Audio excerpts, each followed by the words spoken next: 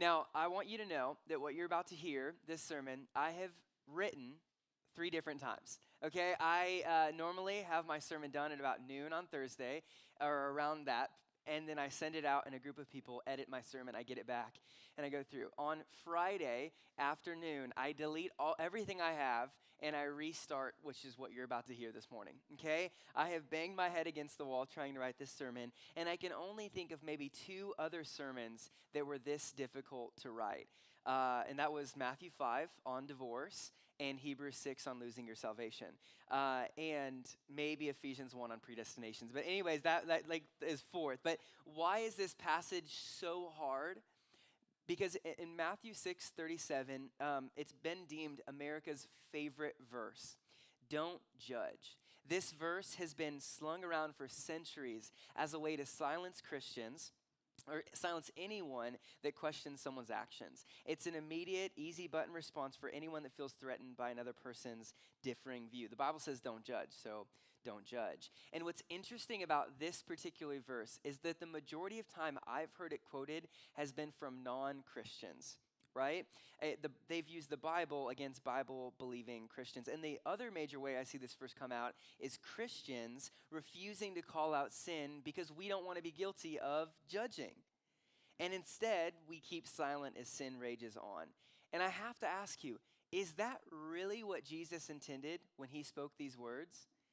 For non-believers to silence holy believers from trying to fight for holiness? For believers to be silent and passive as sin rages on? Like, I just don't think we've got it right.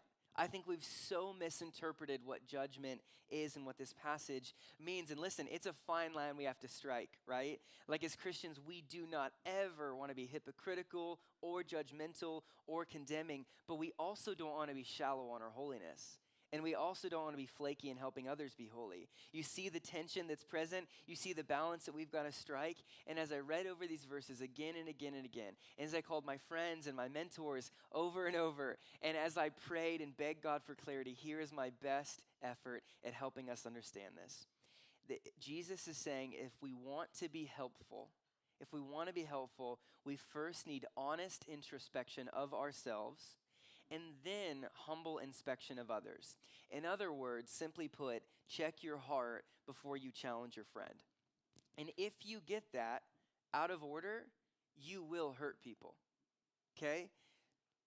Honest introspection of ourselves and then humble inspection of others. Check your heart before you challenge your friend. So let's get started with what we clearly want to avoid and what Jesus says to avoid. I'm going to call this hypocritical investigation. Hypocritical investigation. All right, so look at verse 37 with me. Jesus starts off infamous, right? America's favorite verse. Judge not and you won't be judged. Condemn not and you will not be condemned. Now he gives us those 2 lanes to avoid, right? Don't judge, don't condemn. But the most helpful way to understand what he's actually saying here is to continue on and look in verse 39. 39 says, can a blind man lead a blind man? Will they not both fall into a pit? Right? Now, verse 39 is an exact, almost word-for-word quote from the Gospel of Matthew in chapter 15, verse 14. So next to verse 39, you can write Matthew 15, 14 in there. And Jesus in Matthew 15 is directly talking about Pharisees. Now, if you're not super familiar with Pharisees, they were these rule-following religious leaders, and they proved to be Jesus' consistent adversaries. They were always disapproving of what he did. And Jesus calls these guys out. He calls the Pharisees a brood of vipers. He calls them blind. He calls them whitewashed tombs, which is essentially saying, hey, you look good on the inside, but you're dead on the inside. And Jesus wasn't fluffy or nice with these Pharisees. And Jesus would infringe, the way he treated them would infringe on our easy view of what judgment is. Hey, don't say anything against what they're doing. Jesus was hard towards them. Why? Because they judged and because the Pharisees condemned. That's why one of the reasons he was so hard on them. So the perfect example of this in their lives that Jesus calls out is in Luke 18. Now, just to recap the story, you can read it for yourself, but he tells a story between a Pharisee and a tax collector. Now, we know Pharisees, so just to make sure we know what tax collectors are, they were despised in that day. They were hated. A tax collector was a Jewish person who worked for the Roman government to collect oppressive taxes against their Jewish friends and family, okay? They were traitors, right? I've compared it to selling Hawkeyes jerseys out front of the Husker Stadium, right? Like that would be equivalent, like scum of the earth, right? People did not like tax collectors. And so this Pharisee, this good religious church-going guy, and this tax collector, this hated traitor, go to pray to God. And what Jesus does in Luke 18 is he shows how different their prayers are. And so the Pharisee goes in Luke 18, God, I thank you that I'm not like other men, extortioners, unjust, adulterers, or even like this tax collector. I fast twice a week. I give tithes of all that I get. You can hear the judgment and you can hear the condemnation spew from his prayer. And so have you ever seen a courtroom? If you watch Judge Judy, you've seen a courtroom, right? Or maybe you've been in one. I don't know. But I've been in one. And so anyways, long story, not a fun story. Anyways, the back. And so what if you've noticed, the judge is always the highest seated person in the room. It's like they're elevated, and it's like a position of authority. It's like showing like they've got a position, they've got authority. That's where the judge sits high. And if the judge is sitting higher than everyone else, well, then what happens when they look at the criminal in question? They look down on them. I am right now higher, for the first time in my life, higher than all of you guys, right? Normally it's kind of the other way around. I kind of like it. Skylar, here you go, buddy. But you look down on people if you're sitting higher. And if you're wondering what judgment is, here it is. When the Pharisee says, thank you that I'm not like other men, what's he doing? He's automatically stepping on up top, and he's pointing down, and he's looking down at this tax collector and at all different people. That's what judgment is, putting ourselves higher than others. And so seeing that person from high school that completely messed up their life, and that subtle sense of pride that enters in your heart and goes, I got it right. And they didn't. And they voted them most likely to succeed, and I got class clown. You know what I mean? Like some random thing. Judgment is seeing that person that's homeless on the street and they're wondering why they can't get their life around, why they can't just go out and get a job and be more like you and be more hardworking. Judgment is seeing that person in Citigroup that only comes once a month and thinking about how your life is way busier than theirs, but you end up making it every week. They must be lazy. That's judgment, right? Putting yourself higher than others. But the Pharisee doesn't stop after putting himself on the judge's seat, right? That's only half of it. See, condemnation is slamming the gavel on the table and definitively declaring who you think someone is, okay? The Pharisee calls the other men extortioners, unjust, adulterers, or even like this tax collector. What's he doing?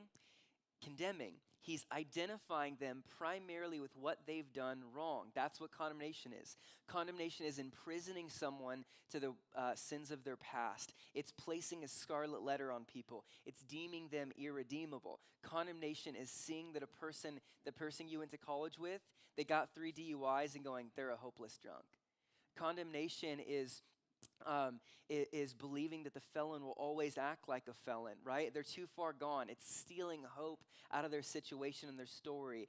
The addict will always give in to addiction. That's what condemnation is. So Jesus says, don't judge and don't condemn. And what does he say we should do instead? Look back at verse 37 and 38.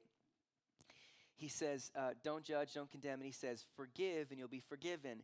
Give and it'll be given to you. So Jesus' alternative to judgment and condemnation is forgiveness and generosity. And do you see how different forgiveness and generosity are from condemnation and judgment? And what's wild is Jesus' generosity and forgiveness were the very things that the Pharisees loathed most about him. They hated how forgiving he was. They hated how giving he was, right? They call him a friend of sinners. They question why he spent his time with prostitutes and drunks. Don't forgive those people. They need to earn it. Don't give your time and energy to them. They're unworthy of it. And yet forgiveness and generosity encapsulates part of who Jesus is.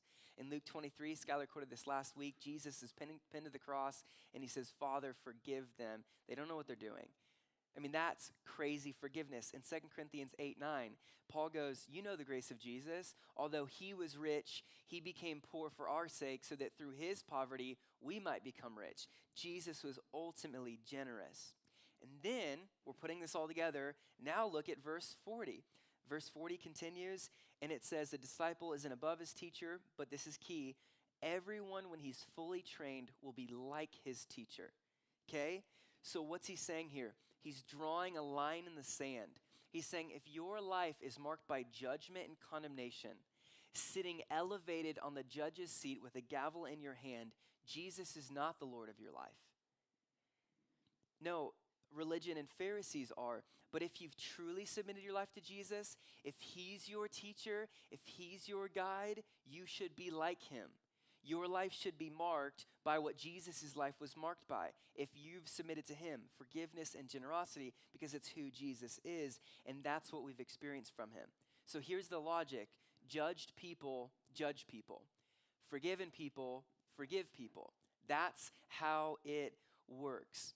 Now that we know what we want to definitely avoid, hypocritical investigation, judgment, and condemnation, Jesus gives us a clear example of how to actually be helpful. And it starts with honest introspection. So now let's look at verses 41 through 42.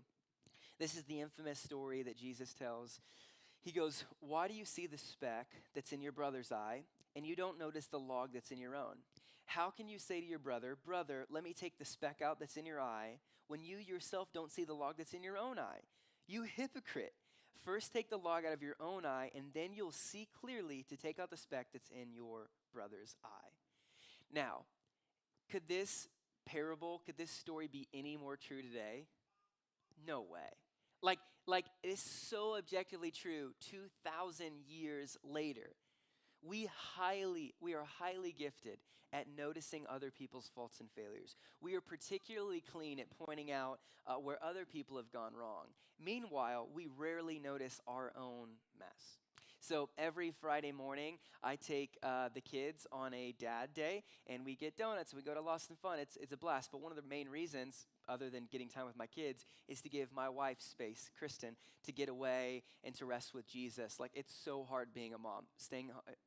A parent is hard, but moms are wild heroes. Like, I'm so impressed. And so it's like, I want to give you a couple hours to get away and rest with Jesus. But if you know my wife, Kristen, she's highly productive, okay? That girl is good at getting stuff done. And so she'll be prone, and probably like most moms, pick up the house or do a load of laundry or run some errands or fix something. Like, my wife is like amazing at that stuff, right? She like loves. And so as I'm leaving this Friday, I'm walking out the door to the garage with the kids, and I look at her and I go, "Kristen, take a real rest." Okay? That's what I say to her, take a real rest. And you would go like, "That's really sweet, Austin, like you're taking the kids, and that's so intentional of you to remind her to rest. Like, what a great husband." Meanwhile, though, the last 4 nights in a row, when I could be resting, I'm stressed about my sermon, I'm watching Netflix, and I'm aimlessly scrolling on social media, totally neglecting rest. And yet I'm so keenly aware of my wife's propensity to not rest, but I've completely abandoned the own imperative of my own soul that I need to rest. And so it's like it's like there's this huge log in my eye, and I'm like, "Hey, sweetheart, just make sure you go clear out the speck." You know, and yet this just embodies our day-to-day lives. We are doctors at noticing specks. And so I think we do this for 2 main reasons if you're taking notes. Number one is distraction. Now, it is far easier to help other people with their sin rather than deal with our own, isn't it? Like, looking inward is hard, and it's scary, and it's messy, and so we exert our energy into helping others, making sure other people are doing what we should be doing. We busy ourselves with other people's holiness, and we neglect our own. Number one, distraction. Number two is relief. We look at their speck and neglect our log because of relief. Now, it makes us feel better about our mess when we see other people's mess, right? For some reason, we're convinced that God grades on a scale.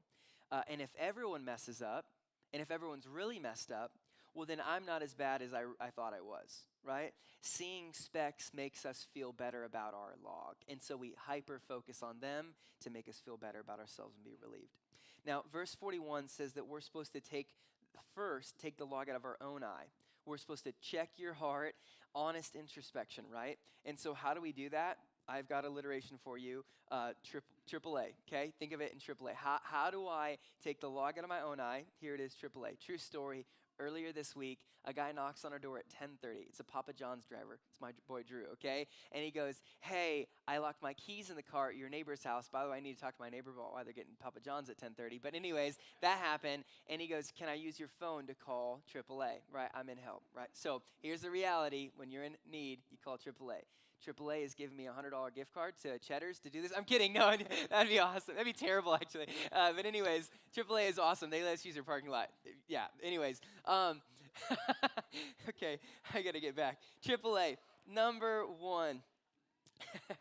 Number one, how do you take the log out of your own eye? Acknowledge the log is there. First A, acknowledge the log is there. Now, in verse 41, Jesus calls this person a hypocrite. He calls this person a hypocrite. Now, the word hypocrite is the exact same word in the Greek for actor. So if you see this word in Greek come up, it can mean hypocrite or actor. Now, actors in Jesus' time would wear masks. And if it was a happy role they're wearing, they would put a happy mask on. And even if they were sad underneath the mask, everyone would think they're happy, right? So what's he saying here? Why is Jesus using this word hypocrite? He's saying you can take off the mask. You don't have to hide the log anymore. And Jesus is saying you don't need it. And so just to kind of press into us right now, this question, what's your mask? Maybe it's religious performance. Like maybe you show up to everything and you read your Bible and you're signed up for secret church and you just signed up to be one of the 30 people to serve in the kids' summer teams. Like I don't know what it is, but you do all of it, which are great things, but it's really to hide your log. It's to cover it up. Maybe and Jesus is saying you don't need that mask anymore. Maybe your mask is a joyful, bubbly personality so that no one would assume that you're actually struggling inside. And Jesus is saying you don't need that mask anymore. Whatever it is, take it off, retire the mask, and acknowledge that the log is actually there. Number two, second A, is admit how big the log is. Admit how big the log is. Now, when we think of the word log, just naturally reading it, my gut reaction is that we think of a piece of wood, just like some piece of wood that you would split, cutting it into firewood, right? But that word, log, actually means a support beam in a house, okay? So don't think 2x4, think telephone pole, okay? It is massive. And why does Jesus use that word? Because your log is bigger than you think it is. Your sin runs deeper than you want to admit. And to help define what sin is, because we're using that language, it's actually sin is an archery term for missing the mark. Okay, so let me just explain this. When we think of sin, we often think of doing bad things, which is true, right? Drunkenness, drugs, murder, sexual sin. Sin is doing wrong things. But it's also refusing to do right things, okay? So it's commission and it's also omission. And so neglecting to serve and pray and help and share the gospel and give. But sin isn't just doing wrong things or refusing to do right things. It can actually be doing right things for the wrong reasons. So maybe you help and you serve and you pray and you share the gospel and you give, but why are you doing that? The Pharisee in Luke 18 bragged about tithing and fasting. He did the right thing, but he did it for the wrong reason. So do you see how pervasive sin is in our lives? And so just because you have a clean record externally doesn't mean you're clean internally. Sin has run rampant in every aspect of our lives, through our hands, through our heads, through our hearts, and every one of us are guilty of an unthinkable amount of sin. And so the plea here, the second A, is admit the mountain of sin that you have accumulated before a holy and perfect God. And lastly, ask Jesus to remove the log. Ask Jesus to remove the log. Now, for me, the craziest part of this verse and passage actually isn't Jesus saying that we focus on someone's speck and that we forget our log. That's kind of normal to me. Like, that makes sense to me. But the craziest part of this verse is that Jesus just like kind of casually says, hey, take the log out of your own eye. Jesus, even if I had a splinter in my eye, I couldn't take it out on my own. And it's not a splinter, it's a telephone pole. Okay? I can't take this humongous load-bearing beam out of my eye. How am I supposed to take it out? Here's the answer. You can't. You can't take the beam out. You can't take the log out. You can't deal with the beam of sin in your life. Your church attendance can't take it out. Your Bible reading can't take it out. Your serving and giving and going can't take it out. Your religious performance and big commitments to change your lifestyle can't take it out. But there is someone who can take it out, and it's not me. It's not a pastor. It's not a leader. It's not an author of a good book. It's not your friend or your family or your mentor. No, the one person who can actually take out the beam of sin in your life is Jesus. And how did he do that? By allowing himself to be nailed to that beam. By going to the cross and dying for the sins that you and I committed, dying the death that you and I deserved. This is the gospel. This is what Jesus is all about. The only way to deal with the beam and the sin in your life is not reading 7 Steps to a Better Life, but by surrendering your life to Jesus and believing by faith that he died for it all. He drowned every last failure in the sea of his mercy, gone forever. And if you haven't done this, if you haven't asked Jesus to remove it, I am pleading with you to fall on the cross. I'm pleading with you to dive into the sea of his mercy. There is no one too repulsive in our sin that he wouldn't invite to take a swim in the sea of his mercy. He loves to take logs out. It's what he does. It's why he came. Fall on Jesus in faith. But also, if you haven't done this, you have no right to speak into someone else's life. If you haven't acknowledged the log in your own eye, admitted how big it is, and asked Jesus to remove it, then every effort to help will only end up hurting. And the log, by the way, I need to be really clear about this, isn't a one-time thing that Jesus takes out. In fact, we have a forest of sin inside of us. It's a forest, constantly making new logs that Jesus needs to take out. Acknowledging, admitting, and asking Jesus is not a one-time thing. It's a daily surrender that the Christian signs up for and that Jesus lovingly participates in. But I want you to notice that taking the log out isn't the end of the verse. If you talk to most people who know this story, if you talk to most people who want to quote this and silence people, they think the story ends there, but it doesn't end there. He goes, take the log out, and how does verse 42 end?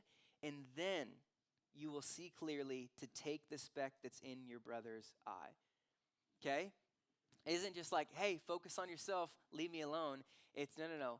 Make sure you've honestly introspected, and then that will allow you to humbly inspect other people's lives. But there is an imperative here for us to actually go and care about the speck in someone's eye, right? Not to ignore it. This is super crucial. So we don't just check our heart. There's that imperative to go and challenge your friends. But remember, honest introspection must come before humble inspection. And if it's out of order, it will hurt, not heal. So what does taking the speck out of your friend's eye actually look like? Like, that's a question we have to answer. What does taking the speck out of our friend's eye look like?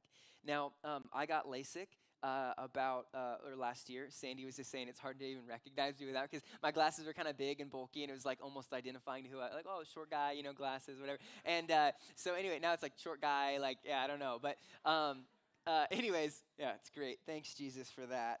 Just 2 more inches and I wouldn't be that. But anyways,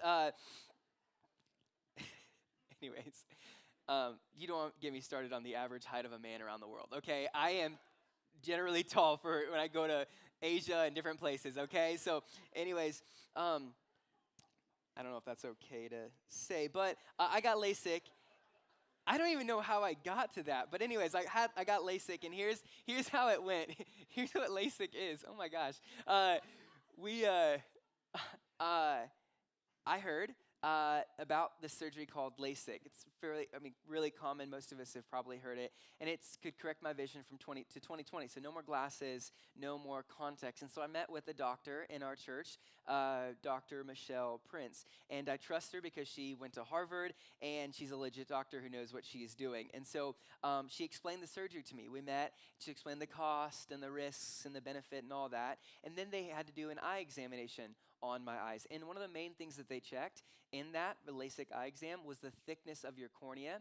And just in case you're wondering, I do have very thick corneas. It's like actually a very good thing. And so I put it on my Instagram like bio. But anyways, and so So thick cornea is great. And so the reason they need to be thick is because what they do is they have two lasers in LASIK, and the first one goes over your eye, and it goes really, really close, and it basically cuts like 3/4 of the cornea, like just around, and then they take that and they flap that over. So like literally there's a flap, like, and it goes, and if it's too thin, they can't do the flap. So anyways, if your eyes are watering, if you feel uncomfortable, it's okay. And then so that's back, and then they take another laser and they come and they reshape your eye for perfect vision, and then they put the flap back, okay? So that's the thing. That's how LASIK works. But then my left eye, I injured when I was in high school, and I'll tell that story sometime. And so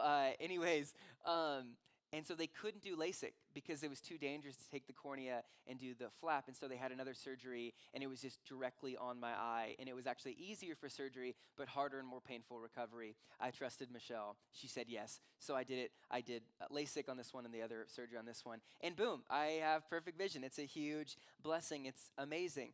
It went seamless. But in these verses, Jesus uses eye surgery as the analogy.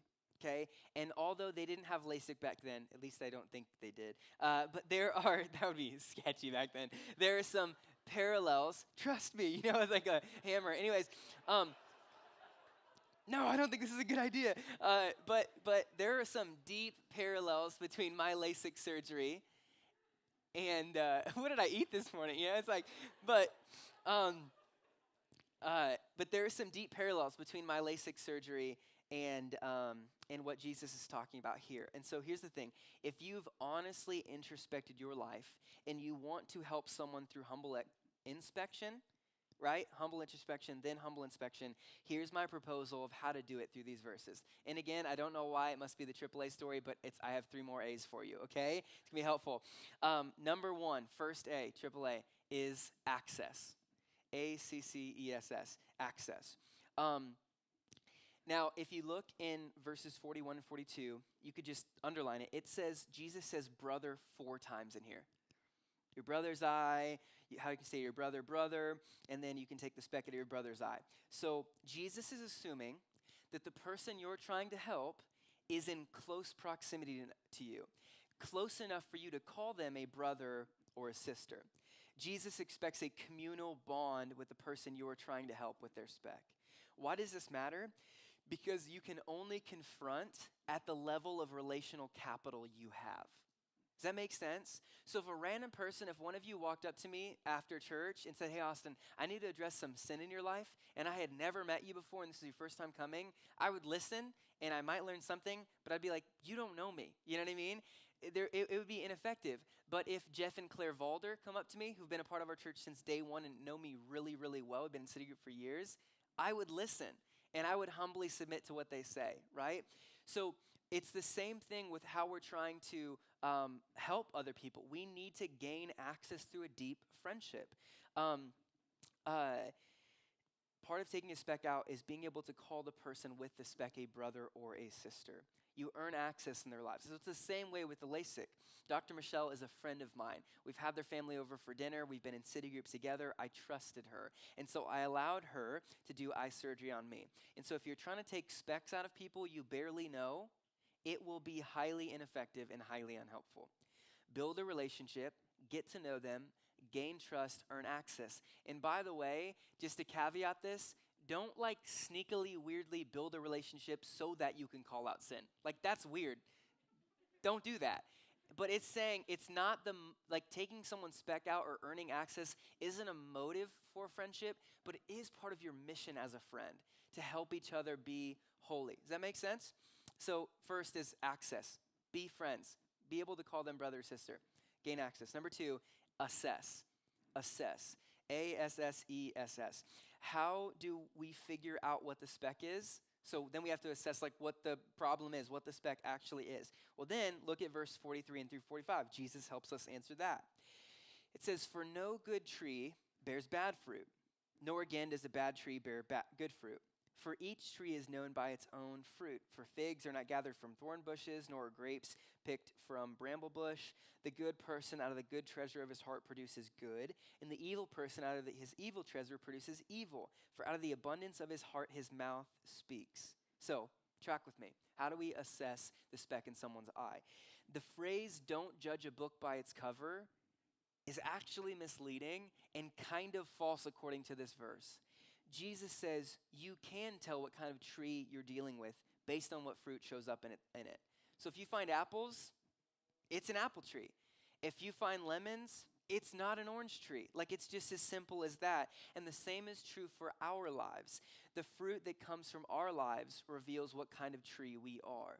It's observable. And I'm not saying from a distance, I'm not saying a knee-jerk, like, there's some truth to don't judge a book by its cover. But in general, as you've accessed a true friendship, you start to see what kind of fruit is in their lives. And so Galatians 5 is the infamous passage people go to. It's about the fruit of the Spirit. You get that parallel between Luke 6 and this. And it says the fruit of the Spirit is love, joy, peace, patience, kindness, goodness, faithfulness, gentleness, and self-control.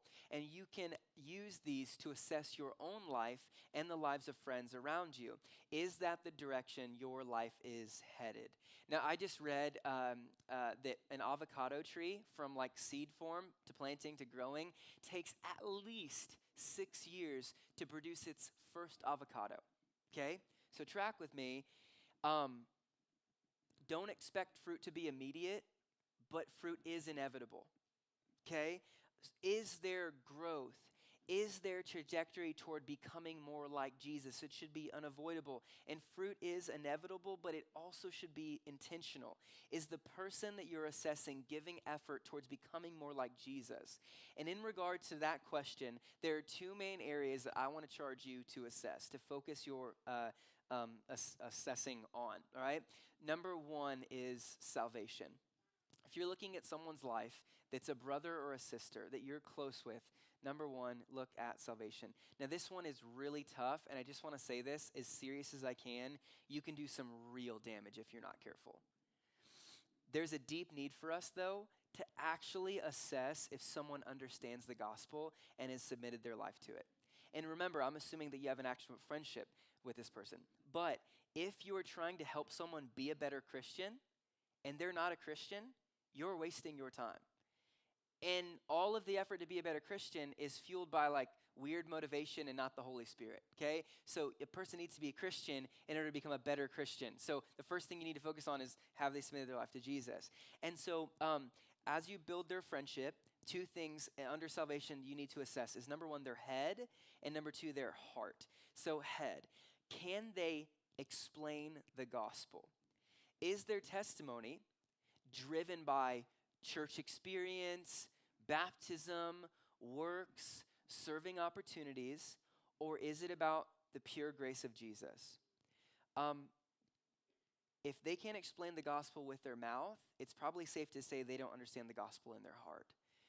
And listen, I'm not telling you to look for gospel or for Christian buzzwords.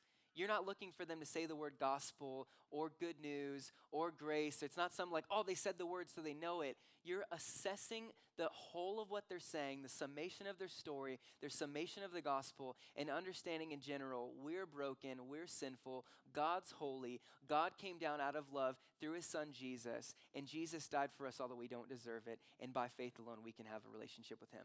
So you're not looking for buzzwords, you're not looking for a special phrase, you're looking at a whole as do they understand this undeserved relationship we have with God through faith alone.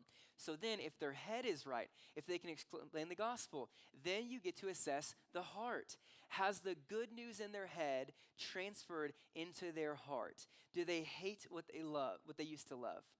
Do they love what they used to hate? Is their life being transformed by the gospel? Again, slowly, not immediate, but surely inevitable, right? You're looking at salvation.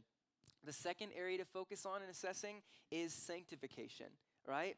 So if they do indeed know Jesus, then you can lovingly assess their sanctification, which is them becoming more like Jesus. Now remember, you need to hear me say this. Someone struggling with sanctification doesn't mean they're not saved. And if you want an example of that, look at the whole story of the Bible. Paul, who wrote a majority of the Old Testament, literally sits in Romans 7 and goes, I am doing what I hate. And I'm not doing what I don't love. But that's the whole point of it, is that do you hate that you're doing what you hate? It's not that you're only doing what you love. Oh, I'm perfectly sanctified. We're all a work in progress. We're all struggling. But are you hating that you're doing something you're hating? And are you slowly not doing more of what you're hating and slowly conforming more to Jesus and doing more of what you're loving? Like, right? Does that make sense? Like you're asking the question, is there a fight present? And so one way to put it is that we're not looking for perfection, because that's impossible. We're looking for progress and an honest pursuit. Is that the trajectory of their life going? Is the fight present? Is there remorse over their sin? Is there a desire and an effort to conquer it? Dr. Michelle took time to slowly assess my eyes, what needed to be worked on, what could have went wrong, and she was close, by the way. She wasn't far off and went, yeah, I think you got a good cornea. It was right up close through a relationship. She got to assess my eyes. So assessing is the faithful work of humbly looking at each other's lives. And I have amazing stories. Just to affirm, Skylar Kilzer in our church just preached last week. There's no one that I've ever met that's better at doing this than Skylar Kilzer. And there are people in our church right now who are Christians because Skylar lovingly assessed their lives and said, you do not understand the gospel. I lovingly need to tell you, and I need to correct and tell you what the gospel is. And those people have been baptized and they're saved in their community. So I'm just saying, like, salvation is at stake.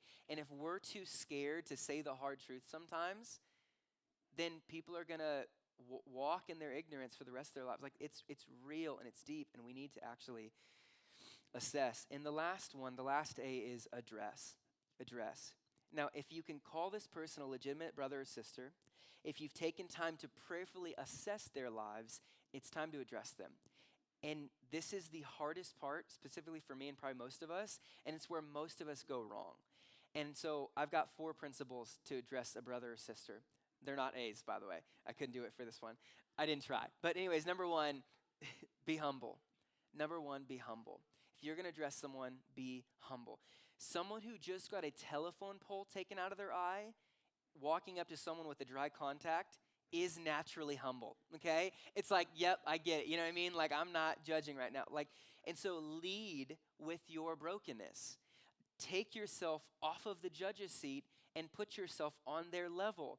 And so in order for me to do someone's wedding, I have them commit to 4 things. Number 1, walking with Jesus.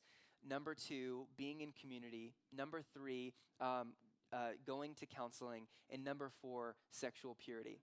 And no doubt, as that conversation goes, the sexual purity part is the hardest conversation, okay? Because it's like, hey, like, I'm a pastor. Tell me about how you guys are doing. It's a weird, hard conversation. And before I ever tell them anything or I ask them anything, I immediately lead with telling them that Kristen and I did not bat 1,000 in dating and engagement. In fact, Kristen and I failed in some serious ways in sexual purity. And so I just tell them, we struggled in dating.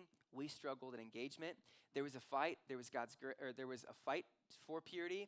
There was a struggle for it, but nonetheless, we struggled. God was gracious. He's redeemed. So before they've answered anything, they know the guy I'm talking to is messed up too.